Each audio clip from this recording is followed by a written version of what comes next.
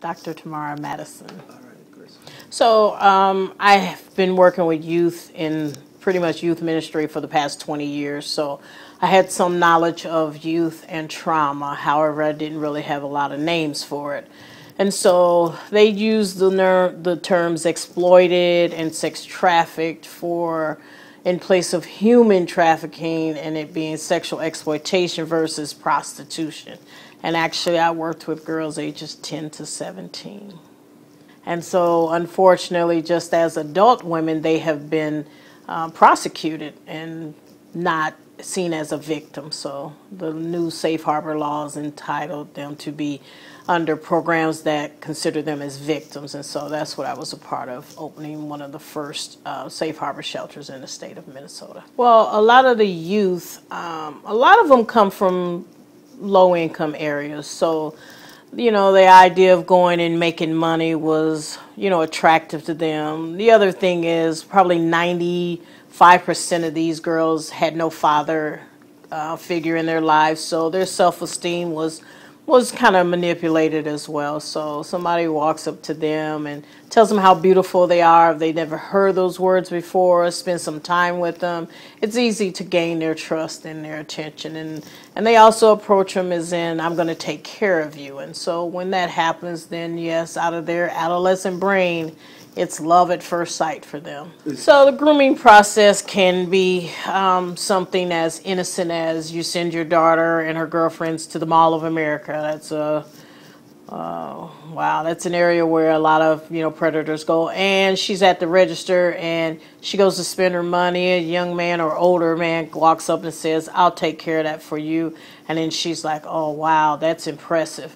And then he tells her, "How about you meet me here next week and I'll take you shopping?" And that starts the ball rolling, building that relationship, buying her things, spending money on her. And then when you get kids who don't have a lot of money, then, $50, you buy her a $50 purse, $50 pair of shoes. That's impressive to them. So ask any of the young ladies, they always call their pimp their boyfriend. So if you stop me and I get arrested, I'm telling you, well, that's my boyfriend, then it's hard to tell unless you've kind of been in the industry and you understand that is very common language for them. Oh, they first believe it. Okay. Yeah, he lures them to believe that. And then once he has them, they find out they're not the only one. Because then the competition is on. I want to be his girl, so I'm going to go out here and I'm going to work harder so I can be his top girl, and thus the competition is between each other. So I think with trauma, we talk about trauma and complex trauma, and I think typically trauma is most found in families of color. So African American girls are trafficked and Native American girls are trafficked a lot more in the Twin Cities, but you don't really hear about that because that's not where a lot of the focus in organizations are. They really highlight some of the girls who come out of some of the more affluent neighborhoods that get groomed for trafficking, but a lot of the girls in the lower income neighborhoods, they actually get trafficked. So when we talk about race, trafficking affects more people of color than any other. When you talk about, for example, if Minnesota is only 5% African American, then how is it that 70% of African American girls are being trafficked? Wow. So race is very connected, but that's the conversation that people don't like to have. A lot of times, again, homelessness, kids are out here, they're staying with somebody, then they are confronted with, I need you to bring some money into this household, and so typically they start having survival sex, and that turns into them kind of being more frequently visited and trafficked as well. But yes, there's a population of boys that are trafficked. Well, I think just establishing a relationship with youth is really important. A lot of times just listening to them is really important to them because nobody's really kind of giving them their choice. They are not choosing trafficking. They're not choosing to have sex for money. They're being forced into it by manipulation. And again, their adolescent brain doesn't understand that later on I'm going to misuse you because right now I'm going to just gain your trust. So building that trust is hard for them because the people that they trusted manipulated and violated them. So, but then there's the point where you empower them, you kind of get them to trust you, and they start to share, and then you start understanding the root of the problem.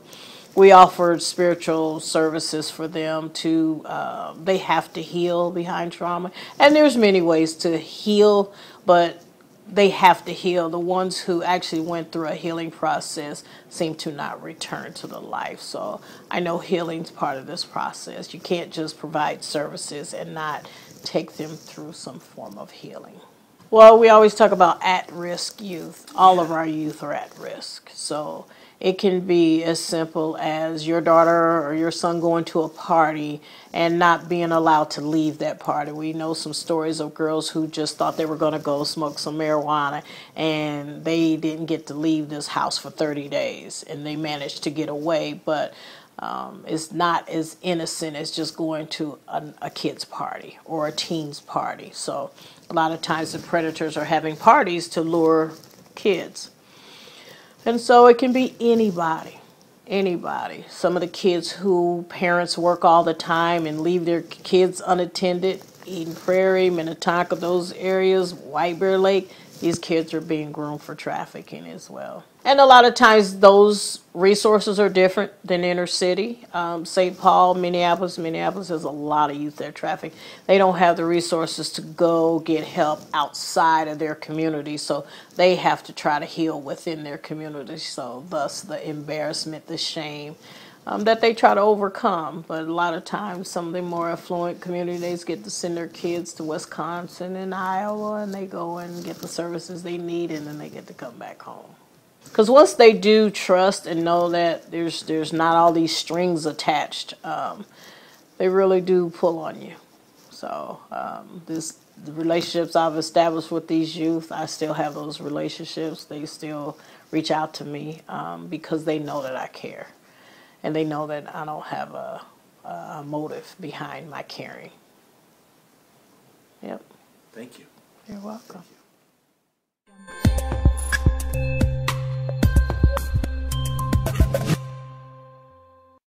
Well, Ashley Groshek, LMFT, licensed marriage and family therapist. Cool. Wonder Woman? I did see Wonder Woman. What'd you think? I loved it. Why? Strong, kick-ass woman in a dress, but it didn't really matter, and like taking on just bullshit. Yeah. and I really loved I kind of loved her like naiveness and how like she kind of learned about the reality of the world, and it didn't make her jaded. Yeah. And it really like was like, no, yeah, the world is shit, but we still gotta love each other, and we still gotta come together, and we gotta do this because it's the right thing to do. For me, it's not a word I think about very often, but I should. But it's kind of like how all of our bits and all of our stuff and all the parts of our story come together and create kind of who we are, and how we really can't get away from it. I'm not only a woman, but I'm a lesbian, and I'm married to a woman with a disability, and I'm gender non-conforming-ish, and people look at me funny when I pee. Like I have to like deal with all of that, and that kind of shapes who I am and where I am in the world and how people view me. How is it?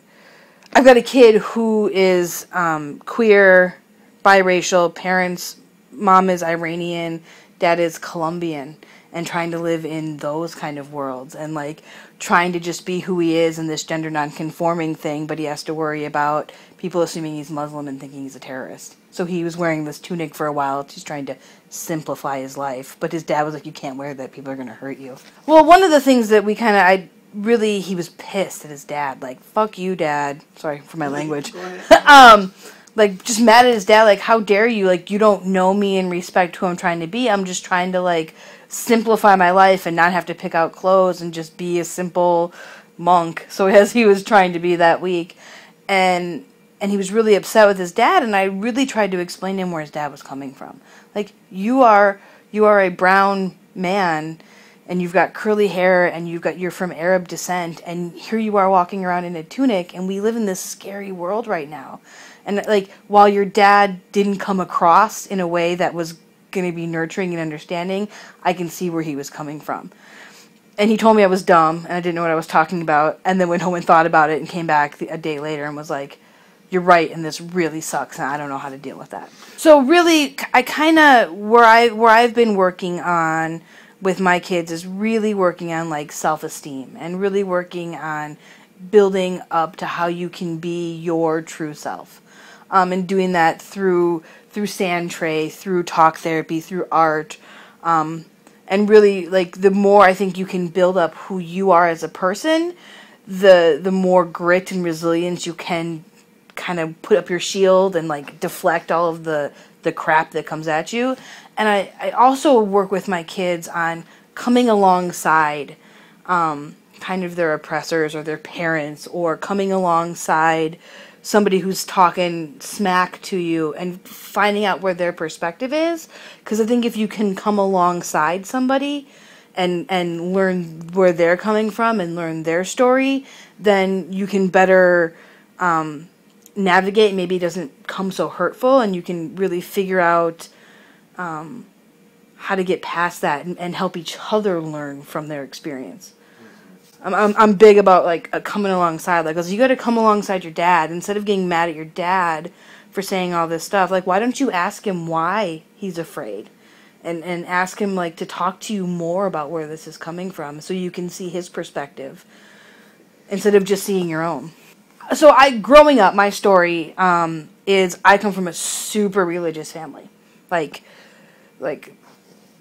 religious family, and I'm queer. And I have my aunts didn't come to my wedding, my aunt and my uncle and their kids. And I could have like cut them off and been like, whatever, I'm done with you. You don't agree with who I am, go away. My cousin, who's a couple years younger than me, is actually a youth minister. And he told me one day, he purposely asked me questions that are challenging and against his viewpoints, because I'm able to listen to where he's coming from and provide a perspective he's never thought about, and because of that, he's changed his worldview.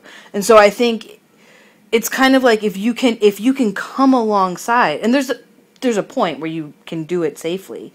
I think you both can learn where each other's coming from, and if you listen to hear and listen for knowledge instead of listening to combat, you're going to get a lot farther, and things are going to have change. But if you come at each other to listen to combat, then you're not going anywhere. Yeah. And again, it comes back to building that self-esteem and that confidence and knowing what you will and will not put up with. And are you in a place today to listen for understanding? Or are you in a place where you're just going to combat? Because if you're going to combat, don't go there. And if you're up against a person that's not going to change, maybe you just, again, walk away for safety. And like, where is your line as a person? How long, how much can you handle before it becomes too much for you? And are you able to stand up for yourself? If we're going like sexual exploitation, I have a kid right now that I'm really concerned about is being groomed and trying to be trafficked. Super naive. And so like, I'm working with her on identifying what are the red flag phrases that these people are using with you, and when do you know enough is enough. And we see her now acting out in program and saying and doing the things that people are clearly saying and doing to her. And that's scary to think about. Oh, baby, I'd never say anything like that to you. Or, I'm going to get a place soon. Why don't you come stay with me if things are so bad at home?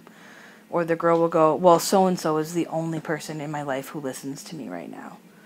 And then she will then go talk to another peer who she's kind of interested, kind of flirting with, and she will use those same lines on her. Oh, baby, come on, I would never hurt you. Why don't you just come hang out at my house? It'll be okay. So it just kind of replicates itself. Yeah, and kids are amazing. Like that Lyrian, kids are Drykers. Kids are amazing observers, terrible interpreters of the world. And so, and this young person is on the autism spectrum and doesn't quite get social cues. So she sees all this stuff, thinks that's how you relate with people, and then regurgitates it back out and doesn't get good responses from it.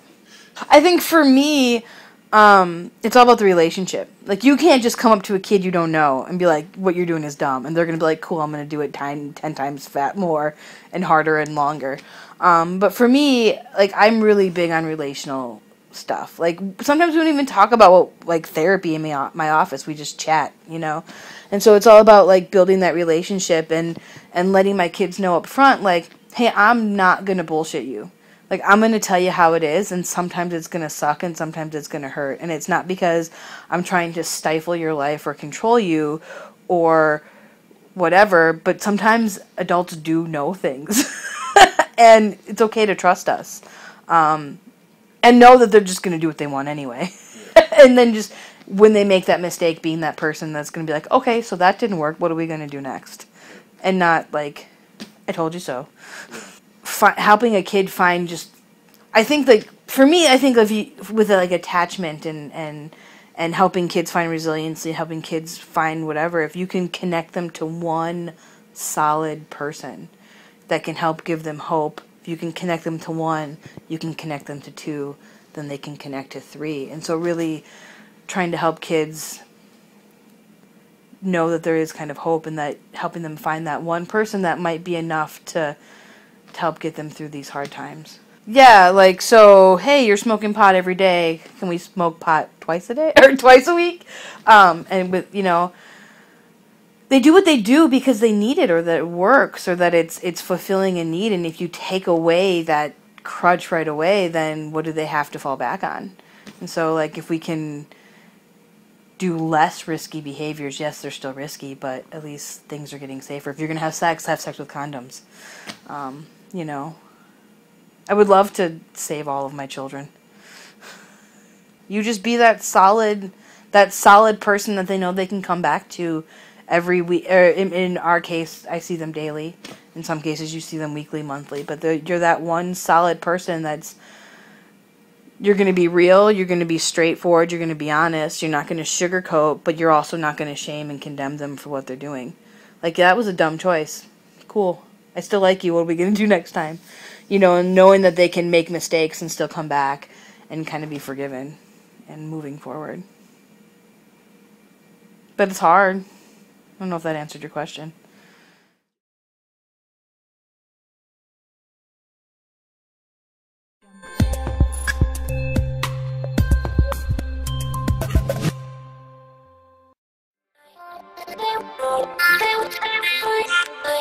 Thinking about the principle.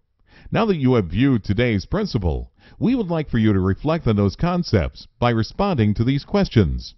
Question number 1. What do you believe was the core message in this lesson? Question number 2. What principles were addressed? Question number 3. How might you apply these principles to your life? Question number 4. What might be the impact on others if you use these principles? As you reflect on these questions, write your responses down in your journal.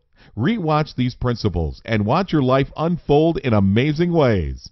At AM Horizons Training Group, we look forward to seeing who you become.